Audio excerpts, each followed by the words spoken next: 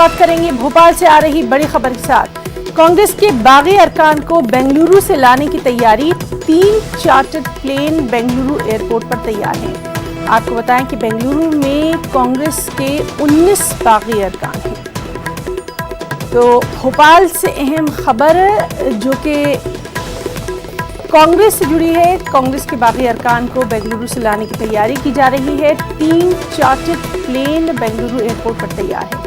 और सबसे अहम बात यह है कि बेंगलुरु में इस वक्त कांग्रेस के 19 बागी अरकान हैं। तो जिस तरह से लगातार फ्लोर टेस्ट की बात की जा रही है, उसी को देखते हुए अब कहीं ना कहीं दोनों ही पार्टियां जो हैं वो कोई भी मौका छोड़ना नहीं चाहती हैं और कांग्रेस के जो बागी अरकान हैं उन्हें बेंगलुरु से लाने की तैयारी की जा रही है। इससे पहले भी ये खबरें आई थी कि ये अरकान जो हैं ये वापस आ रहे हैं भोपाल, लेकिन फिर कहा गया कि इन अरकान को वापस भेज दिया गया था। और आज की ये अहम खबर कि 3 चार्टर्ड प्लेन बेंगलुरु एयरपोर्ट पर तैयार है। बेंगलुरु में कांग्रेस के 19 बागी अरकान हैं।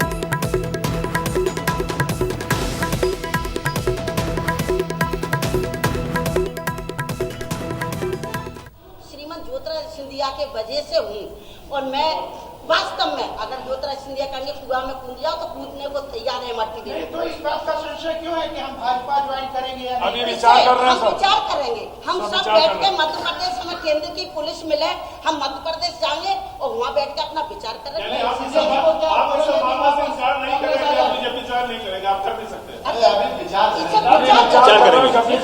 तसल्ली रखो, जल्दी का है।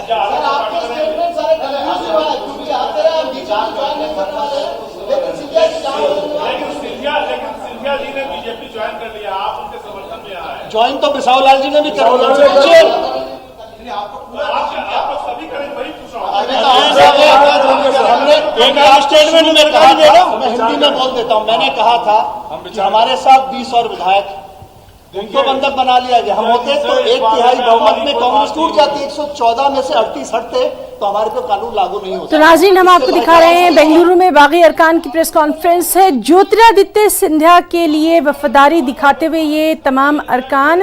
और इस वक्त सीधे रुख करेंगे बेंगलुरु का, जहां मौजूद है हमारे साथी रऊफ अहमद हलूर। रऊफ, हम देख रहे हैं कि बेंगलुरु में बागी कांग्रेस के जो अरकान हैं उनकी प्रेस कॉन्फ्रेंस की जा रही है। उनके तेवर यहाँ पर साफ नजर आ रहे हैं। तफसील एमएलएज ने ये वाज़ा कर दिया है कि वो कमलनाथ के साथ नहीं है, कांग्रेस की कमलनाथ हुकूमत के साथ नहीं है। और उन्होंने ये भी कहा कि वो आज इस बात का ऐलान करते हैं कि वो अपनी मर्जी से बेंगलोर आए हुए हैं। उन पर कोई दबाव नहीं है, किसी तरह का कोई मुआहिदा नहीं हुआ है। ये बात भी उन्होंने कही है। 22 एमएलए इस वक्त जो है बेंगलुरु के रमाडा होटल में मौजूद है, निजी रिसोर्ट में मौजूद हैं। और इन्होंने ये बात भी साफ तौर पर कही कि ये जो इस्तीफा उन्होंने वो देने जा रहे हैं या वो बीजेपी की हुकूमत को साथ देने जा रहे हैं, वो सिर्फ वो अपनी मर्जी से अपनी अवाम के मसाइल को देखते हुए वो ये कदम उठाए हुए हैं। तो यहाँ पर जो बागी एमएलएज हैं वो इस वक्त उनकी प्रेस कॉन्फ्रेंस इस वक्त जारी है। एक के बाद एक एमएलएज मीडिया से खिताब कर रहे हैं। रऊफ, आपसे जानना चाहेंगे कि क्या इनमें से किसी ने भी अभी अपनी पार्टी के ताल्लुक से कहाँ ये जाने वाले हैं, क्या ज्वाइन करने वाले हैं, कुछ भी इरादा जाहिर किया? जी, उन्होंने ये बात कही कि अब तक जो है 6 एमएलएज ने इस्तीफा दिया है और वो भी जो है इस्तीफा देंगे। ये बात उन्होंने यहाँ पर कही है। और उन्होंने काफी सारे जो अभी तक की जो उनके साथ नाइंसाफी हुई है वो कह रहे हैं कि हमारे साथ नाइंसाफी हुई है। और इस पार्टी में जो है जो पार्टी के जो अंदरूनी इख्तलाफात थे उस पर उन्होंने वो अभी गुफ्तगू कर रहे हैं। और वो इसीलिए जो है जो नाइंसाफी को न बर्दाश्त करते हुए वो बाहर आना चाह रहे हैं और वो अपनी मर्जी से जो है ये यानी कि कांग्रेस हुकूमत का साथ छोड़ना चाह रहे हैं। ये बात उन्होंने कही है। और उन्होंने ये बात भी कही कि उनके जो 22 एमएलए हैं उन सभी में जो है यूनिटी है। ये जो बागी अरकान असेंबली है इनके रवाना होने की उम्मीद की जा रही है बेंगलुरु से भोपाल तक? ये बात भी कही जा रही है कि एक चार्टर प्लेन इनके लिए तैयार है। देखना है कि कितनी जल्द ये यहाँ से रवाना होंगे। हालांकि अभी उन्होंने अपनी रवानगी के ताल्लुक से कुछ भी बात नहीं कही, लेकिन फिलवक्त वो यही बार बार यही बात कह रहे हैं कि जिस कमलनाथ हुकूमत के दौरान जो भी उनके साथ नाइंसाफी हुई है उसको देखते हुए वो उन्होंने ये तय कर लिया है, उन्होंने ये फैसला कर लिया है कि वो इस हुकूमत के साथ नहीं रहना चाहते हैं। तो ये पूरा तो लगातार हमारी नजर बनी हुई है बेंगलुरु से लेकर भोपाल तक। फिलहाल आपका शुक्रिया अदा करना चाहेंगे और आइए नाज़रीन एक बार फिर से सुनते हैं कि बागी अरकान क्या कुछ कह रहे हैं। आप इनको बना दिए, हमें बनाइए, लेकिन ये सही है। मैंने कहा हमने माफिया के खिलाफ लड़ाई लड़ी, भ्रष्टाचार के खिलाफ लड़ी, हम सरकार बनाई। अभी एक नेता का बयान आया था कि इसलिए सरकार गिरने जा रही है क्योंकि भाजपा गिरा रही है, क्योंकि माफिया को हटाने। मध्य प्रदेश का सबसे बड़ा माफिया धार जिले में कांग्रेस पार्टी को चला रहा है, जिसने कांग्रेसियों की हत्या करी है, उसकी विधवा राघोगढ़ की बेटी आज भी न्याय मांग रही है। इसका जवाब न कमलनाथ जी के पास है, न कांग्रेस के, न पूरी सरकार के। नाज़रीन लगातार हमारी नजर बनी हुई है कर्नाटक की सियासत पर, जो कि सुबह से ही शुरू हो चुकी है। सीधे रुख करेंगे मेहताब आलम का। मेहताब, बिल्कुल साफ तौर पर यहां दिखाई दे रहा है कि कमलनाथ के लिए फ्लोर टेस्ट से पहले इस वक्त लिटमस टेस्ट, क्या कुछ कहेंगे? क्या है कि अगर वो कांग्रेस के मेंबरान असेंबली हैं और उनसे मिलने के लिए कांग्रेस के कैबिनेट मिनिस्टर वहां पर जाते हैं तो उनको मिलने नहीं दिया जाता है और उनके इस्तीफे भारतीय जनता पार्टी का लीडर लेकर आता है।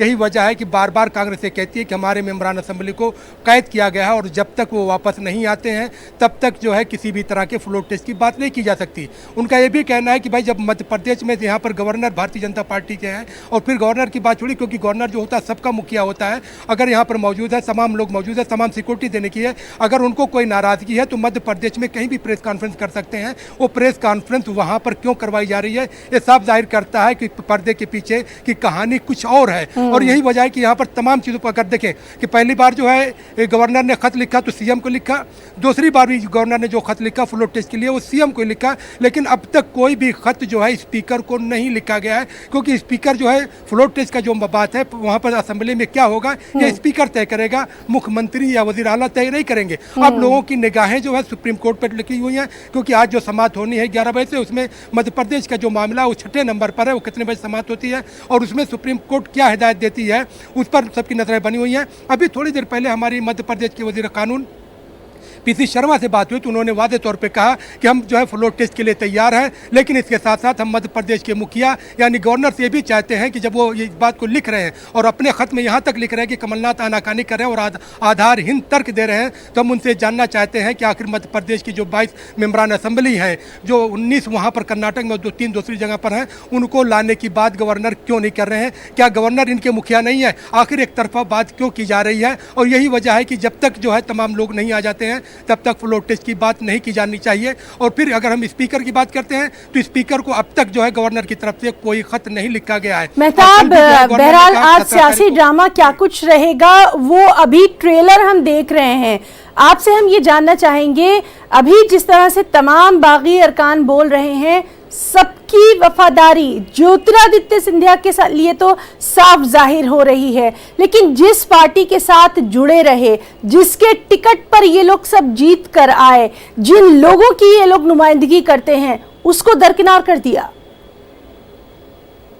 यकीनी तौर पर करवा दी, लेकिन यहाँ पे एक बात आपको समझने की और ज़रूरत है कि ज्योतिरादित्य सिंधिया ने अपनी बगावत से भारतीय जनता पार्टी को मुश्किल में डाल दिया है। क्योंकि अब तक की जो खबरें आ रही है कि सिंधिया ने वादा किया था कि हम 40 मेंबरान असेंबली के साथ आएंगे, लेकिन कुल मेंबरान असेंबली जो आए 22 और 22 में कोई अलग से पार्टी नहीं बन सकती। अगर 40 मेंबरान असेंबली होते तो 1/3 जो है की बुनियाद पर यहाँ पर एक अलग पार्टी बनाकर उसको अलहदगी अख्तियार की जा सकती थी। अगर ऐसा होता, 40 मेंबरान असेंबली गए होते तो ये सारे ड्रामे ना होते, बल्कि अब तक एक नया जो है वहाँ पर मंजरनामा होता, असेंबली की सूरत हाल कुछ और देखने को मिलती। लेकिन सिंधिया से वो काम नहीं हो पाया जिसका उन्होंने वादा किया था। यही वजह है कि भारतीय जनता पार्टी अब अपनी साख को बचाने के लिए इन तमाम चीज़ों को मैनेज कर रही है। और कल जिस तरह से असेंबली को 26 मार्च तक के लिए मुलतवी किया गया, तो हम देख रहे हैं कि शिवराज सिंह की क़यादत में बस में तमाम लोग बैठकर जो है गवर्नर हाउस पहुंच गया और वहां पर एक तरह से परेड करने की कोशिश की और बताया गया कि हमारे 106 मेंबरान असेंबली हैं। लेकिन वहां पर भी एक दिलचस्प ड्रामा ये हुआ, जब भारतीय जनता पार्टी के लोग 106 मेंबरान असेंबली की बात कर रहे थे तो उसी वक्त नारायण त्रिपाठी जो भारतीय जनता पार्टी के हैं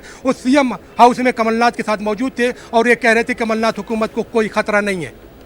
जी तो मेहताब, लगाने की कोशिश है ना दोनों तरफ से जारी है। जी मेहताब, फिलहाल के लिए आपका शुक्रिया अदा करना चाहेंगे क्योंकि लगातार सियासी पारा जो है मध्य प्रदेश का वो गर्माता जा रहा है। हम अपने नाज़रीन को रूबरू करवा रहे हैं। तो नाज़रीन आपको बता दें कि हमने रऊफ से बात की क्योंकि वो बेंगलुरु में मौजूद है, वहाँ पर बाग़ी अरकान की प्रेस कॉन्फ्रेंस जारी है और रऊफ ने बताया कि बाग़ी अरकान को बेंगलुरु से भोपाल लाने की तैयारी की जा रही है। दूसरी जानिब हमने बात की मेहताब आलम से, जिनका साफ तौर पर कहना है कि अभी भी कुछ यहाँ पर साफ नज़र नहीं आ रहा है, लेकिन हाँ ये ज़रूर है कि आज का दिन मध्य प्रदेश की सियासत के लिए काफ़ी अहम है।